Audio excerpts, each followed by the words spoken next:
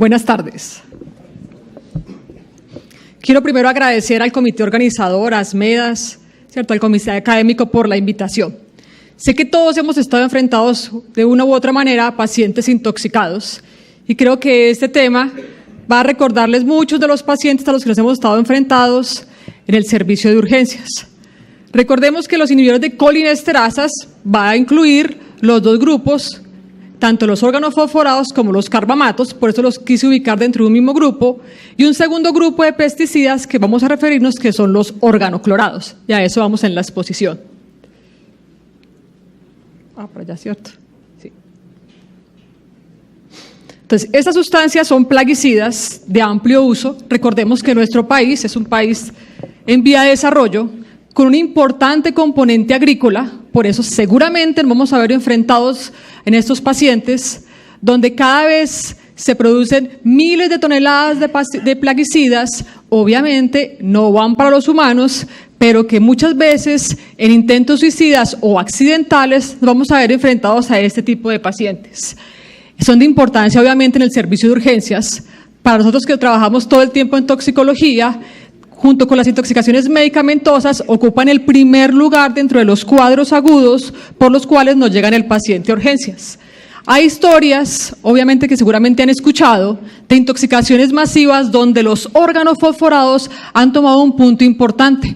No tenemos que olvidar intoxicaciones masivas como la de Chiquinquirá, donde hubo una intoxicación masiva de personas con 78 muertos derivados de la contaminación de una harina durante el transporte junto con este tipo de sustancias, junto con los órganos fosforados. Posteriormente aparecieron en Puerto López, en Meta, también unos años después, intoxicaciones masivas por mala manipulación de alimentos junto con pesticidas de este tipo, y en Pasto, en Nariño, en 1977.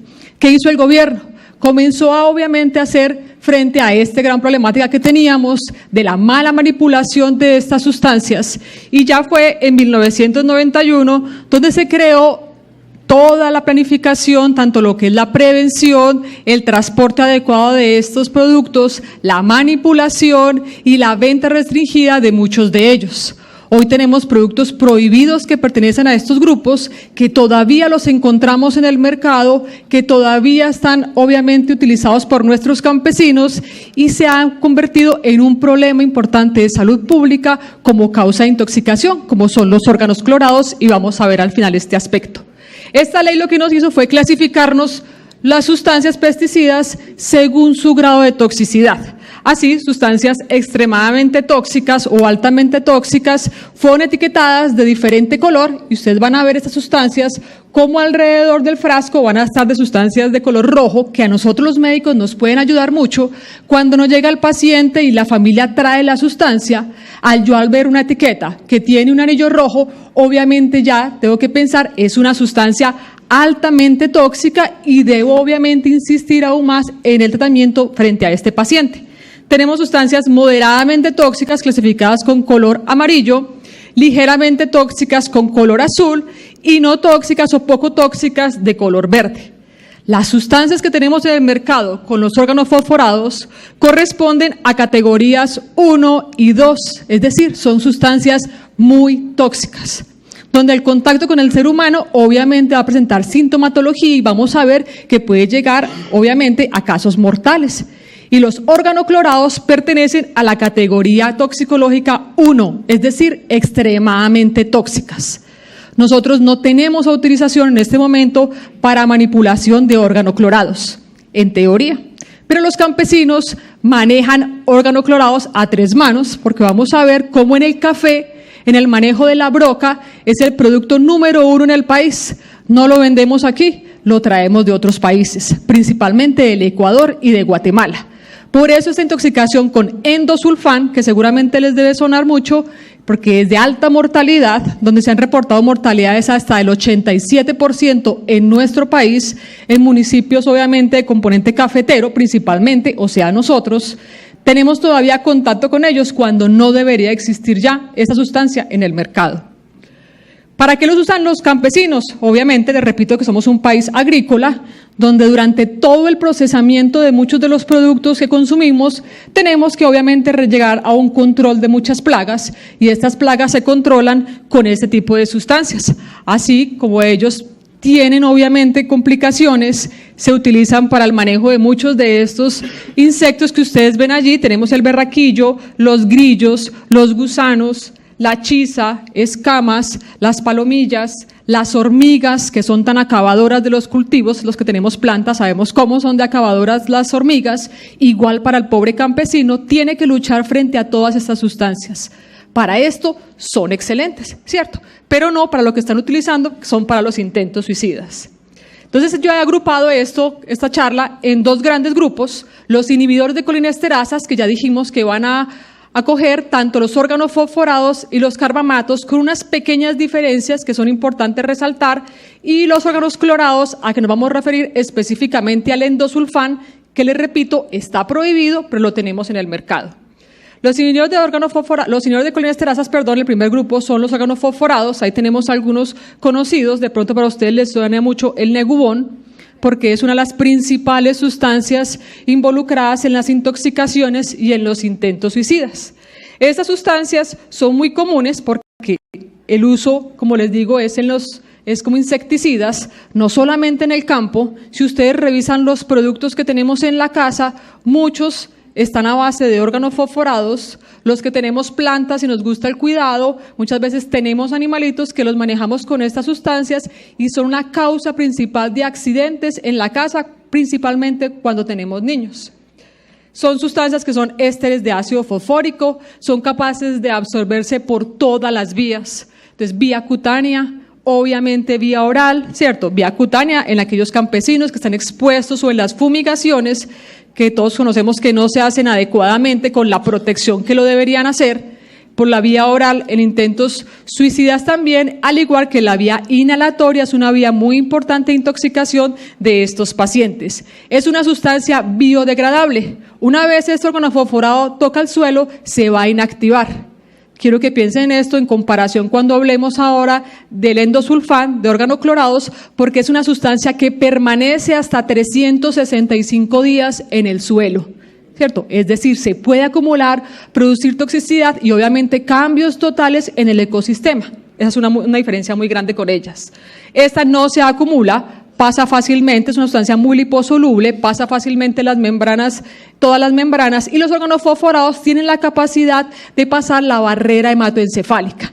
Entonces vamos a ver cómo dentro de los síntomas neurológicos van a ser primordiales, y seguramente lo vamos a encontrar en todos nuestros pacientes. Como les digo, ese es el grupo involucrado en intoxicación en pesticidas, y estoy totalmente segura que todos hemos visto en una o más veces un paciente intoxicado por este tipo de sustancias. ¿Cómo actúan? Generalmente lo que hacen las sustancias, como su nombre lo dice, los organofosforados, me inhiben la acetilcolinesterasa. Recordemos que la colinesterasa normalmente lo que hace es clivarme la acetilcolina en dos sustancias, que son el ácido acético, siempre dirijo para allá, el ácido acético, y la colina. Estas sustancias lo que me van a hacer es una inhibición irreversible de la acetilcolinesterasa. Si yo inhibo la acetilcolinesterasa, lo que voy a tener es un aumento masivo de la acetilcolina. Entonces puedo decir que un inhibidor de colinesterasa lo que me va a producir al final es una intoxicación con acetilcolina. Y eso es como se van a manifestar los síntomas. Recordemos que hace vagamente la acetilcolina. Recuerden que tiene acciones en muchos sistemas, pero es el neurotransmisor por excelencia del sistema parasimpático, tanto preganglionar como posganglionar. Por eso la base de los síntomas que usted va a ver en estos pacientes va a ser una crisis colinérgica, es decir, un aumento masivo de la acetilcolina que va a ir a actuar a todos estos órganos. Pero también recordemos que en el sistema simpático la acetilcolina es el neurotransmisor por excelencia preganglionar, que posteriormente le va a dar la información a la glándula suprarrenal para liberar la adrenalina y la noradrenalina.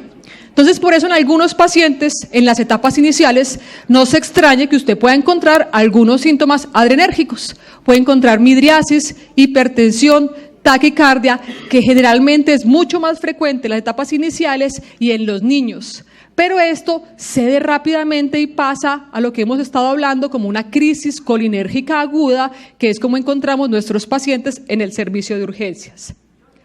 Cuando hablamos de intoxicación aguda, tenemos 3 cuadros muy importantes que debemos tener en cuenta. Uno es la intoxicación como tal y 2 complicaciones que podemos tener posteriores a esta intoxicación. La primera es el síndrome intermedio y la segunda es la neuropatía retardada. Vamos a ver cuáles son los síntomas que encontramos en cada una de ellas y cómo vamos a manejar cada uno de estos cuadros. En la intoxicación aguda, como dijimos, lo que tenemos es una crisis colinérgica. Recordemos que la acetilcolina va a actuar tanto en receptores muscarínicos como en receptores nicotínicos. Entonces, el primer estímulo que usted va a encontrar es un aumento de esta acetilcolina en todos los órganos que tengan, obviamente, estos receptores muscarínicos. Y el paciente usted lo va a encontrar con estos síntomas que vemos ahí. Una miosis, generalmente es una miosis puntiforme que responde muy mal a la luz, aumentan las secreciones a todo nivel, cialorrea, broncorrea, diaforesis, es una sudoración profusa, podemos tener pérdida de los esfínteres, diarrea, podemos tener aumento de los movimientos intestinales, dolor abdominal tipo cólico, que es característico de estos pacientes. Podemos tener incontinencia urinaria, se pierde totalmente el control de los esfínteres urinarios y todo esto dado por un estímulo sobre los receptores muscarínicos. Pero dijimos que aparte de los muscarínicos también teníamos los nicotínicos. Cuando hablamos de nicotínicos siempre debemos recordar músculo. Entonces, una sobreestimulación nicotínica nos va a producir síntomas en el músculo. Entonces, usted va a encontrar al paciente, algo muy característico son las fasciculaciones. Y las fasciculaciones persisten muchas veces a pesar de buenas dosis de atropina. Y es lógico. Los que hemos manejado a estos pacientes sabemos que la atropina es un antagonista de los receptores de muscarina, pero no me hace nada en estos efectos nicotínicos. Entonces pueden perdurar en el tiempo en este paciente. Puede encontrar calambres, mialgias, que son muy importantes, hasta llevar al paciente a una parálisis flácida. Dijimos que estas sustancias pasaban fácilmente el sistema nervioso central. Entonces, obviamente allí también vamos a tener un blanco importante frente a estos cuadros. Podemos encontrar irritabilidad, ansiedad, ¿cierto? Cuadros muy leves, pero cuadros tan severos como convulsiones y coma. Y en cuadros de intoxicaciones graves, con altas dosis de órganos fosforados, usted puede encontrar el paciente tranquilamente en coma. Entonces no se extrañe cualquier alteración en el sistema nervioso central porque ya vimos que es muy liposoluble y pasa fácilmente la barrera hematoencefálica. ¿Cómo hacemos el diagnóstico? Obviamente, primordial si hay la posibilidad, ¿cierto? Las sustancias, muchas veces los familiares le llevan a uno el sobre de Negubón o la sustancia química involucrada, pues ahí nos queda muy fácil, pero la mayoría de las veces no es así y tenemos que hacer un diagnóstico clínico. Un diagnóstico clínico donde vamos a juntar todo lo que hemos hablado. Usted va a encontrar en este paciente tanto síntomas muscarínicos, nicotínicos y algún grado de depresión del sistema nervioso, dependiendo pues del cuadro o dependiendo de la cantidad del tóxico involucrado. Pero hay otras cosas que nos ayudan, el hemoleucograma. Entonces recordemos que en el paciente intoxicado siempre va a haber una respuesta importante y usted va a encontrar leucocitosis, no es diagnóstico, ¿cierto? Es un hallazgo muy inespecífico. Puede encontrar obviamente alteraciones en los gases, alteración en la función hepática. Hemos tenido pacientes con pancreatitis secundarios a las intoxicaciones por órganos fosforados. Entonces, en algunos pacientes con vómito persistente y dolor abdominal, siempre debemos pedir las amilasas para descartar este cuadro. Tenemos también y el ionograma. Vamos a ver cómo el magnesio va a ser aquí primordial, porque es una sustancia que es causante de arritmias cardíacas. Y una de las que más nos produce es la prolongación del QT. Y ya vamos a ver cómo el electrocardiograma también nos va a ayudar a esto y por eso necesitamos concentraciones de magnesio. Y obviamente el diagnóstico que nos va a ser mucho más específico, que es la medición de colinesterasas. Estas mediciones suenan perfectos, ¿cierto? En la teoría, yo sé que si las tengo inhibidas, pues tengo un grado de intoxicación. El problema con esto es que la mayoría de los intoxicados nos llegan por la noche, un viernes o un sábado. Y una medición de colinesterasa generalmente se demoran 48 horas. Cuando ya el resultado del laboratorio nos llega, el paciente ya está en la casa tranquilamente, que es lo que todos esperamos, o ya fallecido, ¿cierto? Entonces es un examen que nos ayuda obviamente a confirmar una intoxicación, pero que no podemos esperar frente a un paciente intoxicado por alguna de estas sustancias. Paraclínico primordial, obviamente, rayos X. Muchos de los órganos fosforados vienen diluidos en hidrocarburos, al igual que el endosulfán también viene en hidrocarburos.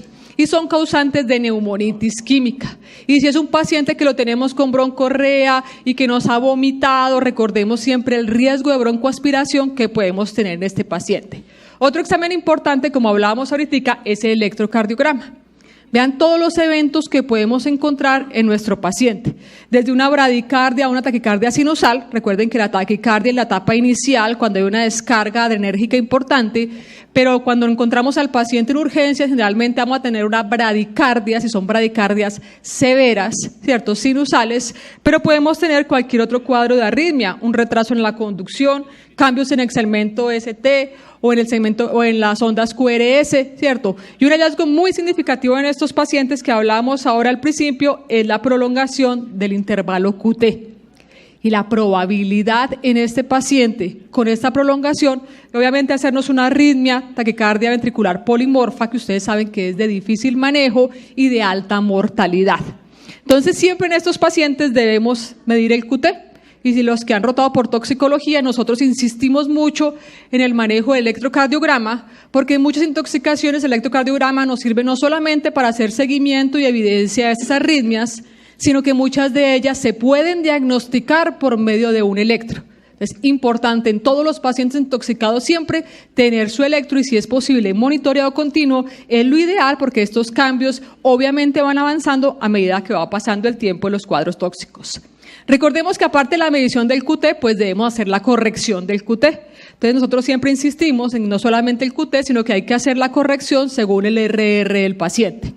Al hacer esta corrección podemos tener obviamente un resultado mucho más fiable del QT real de mi paciente y de lo que yo espero frente a un QT prolongado, de que debo estar mucho más atento porque ya sabemos que tenemos mayor probabilidad de tener este tipo de arritmias malignas que obviamente nos van a complicar y aumentar la mortalidad de nuestro paciente. Siempre realizar esta medición. La medición, ¿cómo se realiza? Un QT corregido se hace con el QT del paciente sobre la raíz cuadrada del RR. De esta forma tenemos un valor mucho más fiable según la frecuencia cardíaca de nuestro paciente. Ya sabemos que tenemos pacientes bradicárdicos, en donde va a estar un QT prolongado. Si yo solamente mido el QT sin tener en cuenta el QRS, puede ser un valor falso. Entonces es importante siempre medirlo de esta manera. ¿Qué ha cambiado con el tratamiento? Yo sé que han escuchado mucho de estas conferencias de intoxicaciones. Cada vez hacemos menos lavado gástrico. Ya ustedes, no sé si los que nos tocó en nuestra época, a todos los intoxicados, absolutamente a todos, independiente de lo que fuera, siempre hacíamos lavado gástrico. Esto cada vez está más revaluado. Los cuadros clínicos nos hablan de que obviamente si el paciente llega en la etapa inicial, pues lo ideal es manejo agudo, el ABC como siempre todos los pacientes, el manejo de las secreciones, la aspiración masiva. Recuerden que estos eventos hacen obviamente cuadros hasta edemas pulmonares, entonces es importante el manejo de secreciones.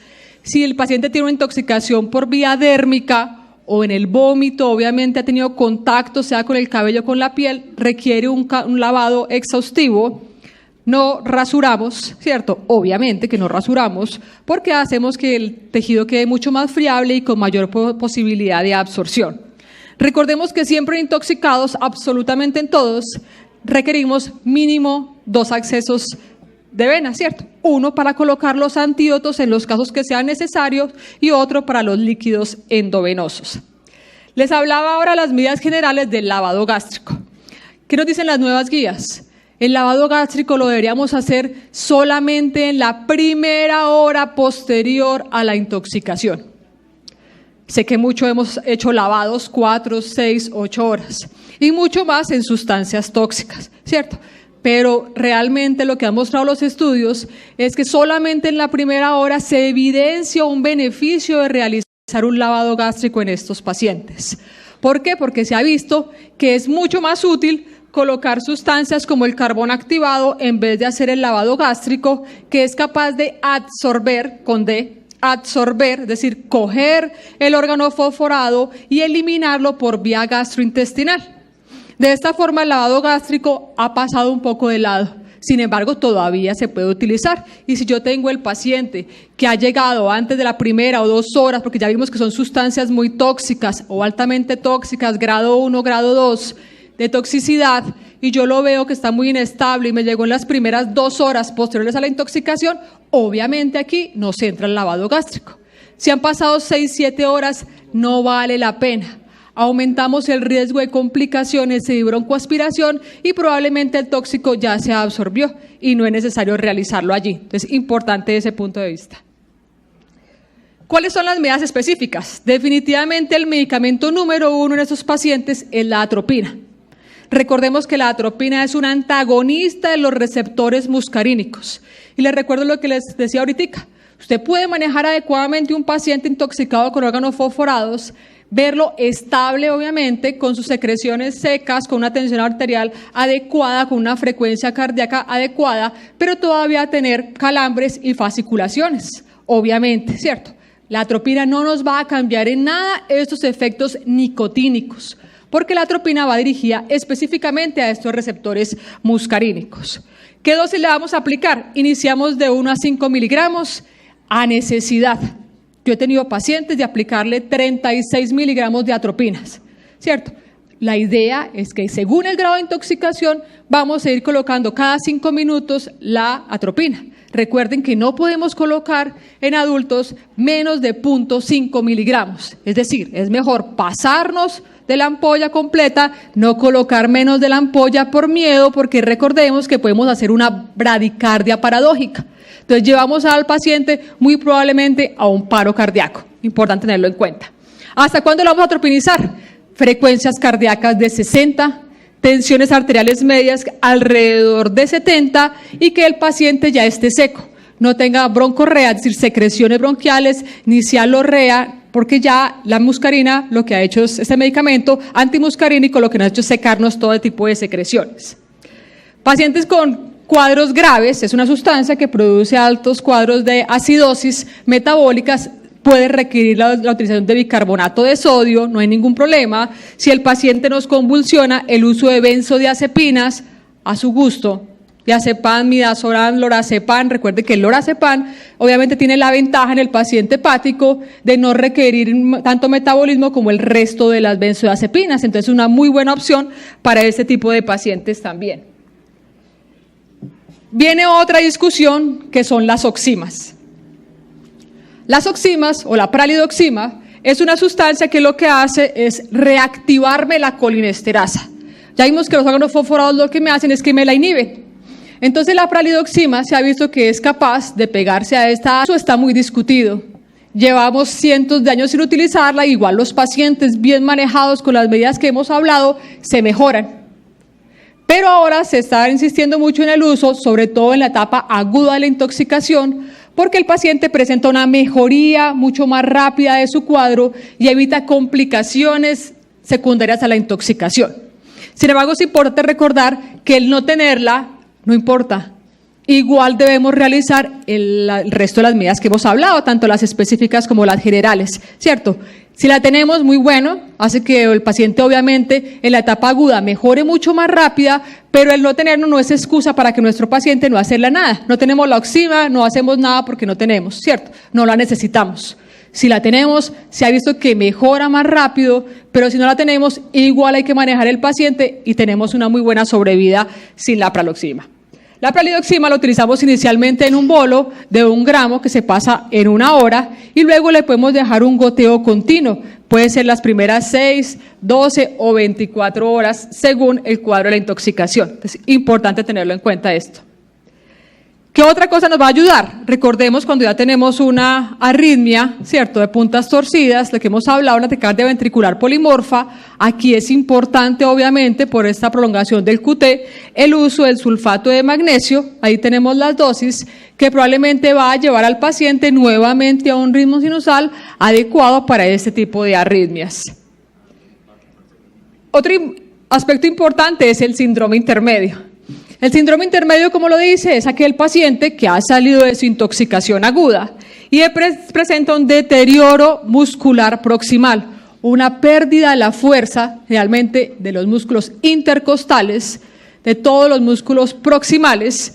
Generalmente se da entre los primero a quinto día posterior a la intoxicación, y aquí lo único que nos queda en este paciente que ha entrado en un síndrome intermedio, es decir, una dificultad respiratoria después de que el paciente ha mejorado de su cuadro agudo, es la ventilación mecánica. No hay absolutamente nada más que hacer. No tenemos ningún antídoto ni ninguna sustancia que nos vaya a mejorar este cuadro. Lo que se ha visto en esto es que obviamente por esta descarga nicotínica tan importante llega a liberación de radicales libres que puede llevar a un deterioro muscular, que es recuperable sí en el tiempo, pero que solamente tenemos la ventilación asistida para este paciente y esto puede durar 15 o 20 días mientras que él nuevamente vuelve a respirar por él mismo. Es decir, los músculos se recuperan y su cuadro respiratorio de esta forma también lo hace. Ya sabemos cuáles son las sustancias involucradas. Y cuando uno le llega al paciente, por eso cuando llegamos a urgencias es importante saber obviamente cuál es la molécula que está involucrada, porque tenemos cuadros, aquí les quiero llamar el paratión y el metilparatión, que son las sustancias que estuvieron involucradas en los casos de intoxicación en Chiquinquirá. Y muchos de los pacientes murieron posterior a la intoxicación por este síndrome intermedio que no se conocía, ¿cierto?, en esa época. El otro cuadro que dijimos es la neuropatía retardada. La neuropatía retardada puede aparecer hasta 20 días después de un cuadro de intoxicación aguda. Aquí lo que ocurre es que el paciente comienza con una pérdida simétrica pero distal, que es lo diferente. Lo primero que le dice al paciente a uno es: voy a coger el café y se me cae. Pierde toda la musculatura distal. Al parecer lo que hay aquí es una lesión en una esterasa diana de la neurotoxicidad a nivel axonal. El paciente también tenemos las sustancias involucradas en esta neuropatía retardada y lo único que le queda a este paciente es la fisioterapia, que puede durar desde 6 meses hasta 3 años de fisioterapia para volver nuevamente a obtener la fuerza en estos músculos. Pero también tenemos secuelas psiquiátricas y vean todas las alteraciones que podemos tener posteriores a una intoxicación aguda, alteraciones en la atención, en la memoria, en la concentración, en la abstracción. Cualquiera de estas alteraciones podemos tener posteriores, es una secuela que queda posterior a una intoxicación aguda por ese tipo de sustancias. ¿Qué es lo que se ha visto en ellas? Que hay cambios intraneuronales y que son irreparables y que lo único que nos queda para nuestro paciente es tratamiento psiquiátrico de por vida. Estos cuadros no mejoran posterior a estos intentos suicidas. Tenemos la intoxicación por carbamatos, ya es muy corto, no me demoro. Son medicamentos que funcionan igual. Aquí les llamo la atención a 2 sustancias que están muy de moda, no tanto en los humanos, sino para los perros y los gatos. Son carbamatos, con lo cual si ustedes ven la promoción, para perros, para gatos, para ratones, y son con lo que nos están utilizando para las intoxicaciones en el ámbito veterinario. Y tenemos el campeón y el supercampeón que también corresponden a ese tipo de sustancias. Estas sustancias son también inhibidores de las colinesterasas, pero a diferencia de los órganos fosforados, la inhibición que hace es reversible.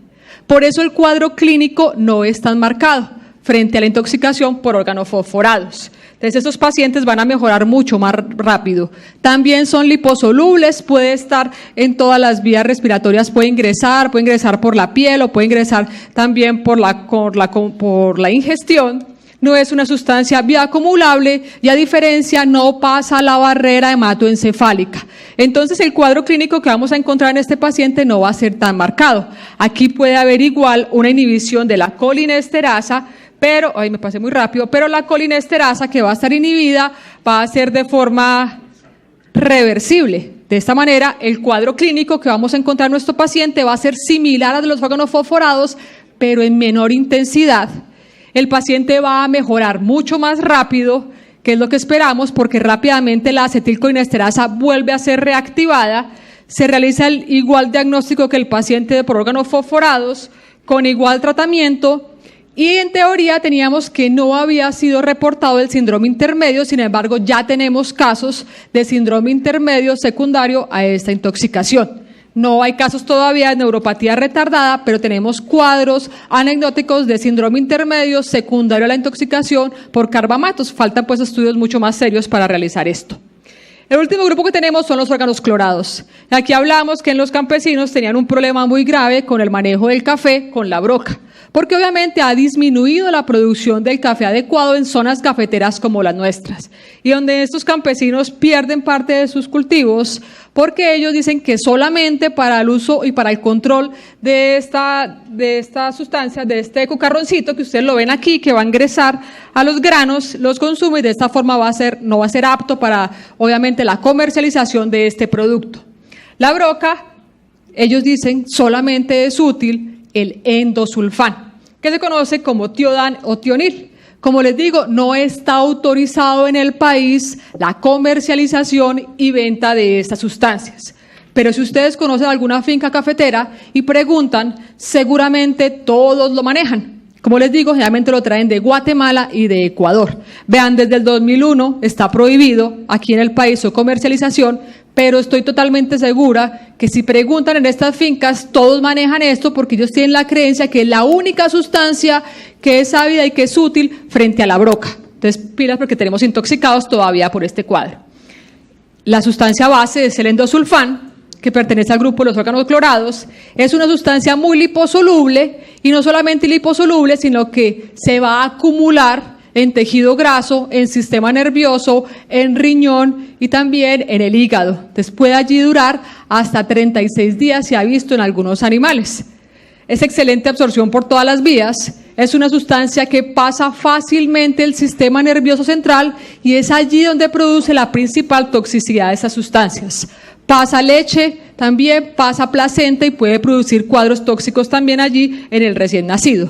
Tenemos una ventaja, es que esa sustancia sufre circulación enterohepática.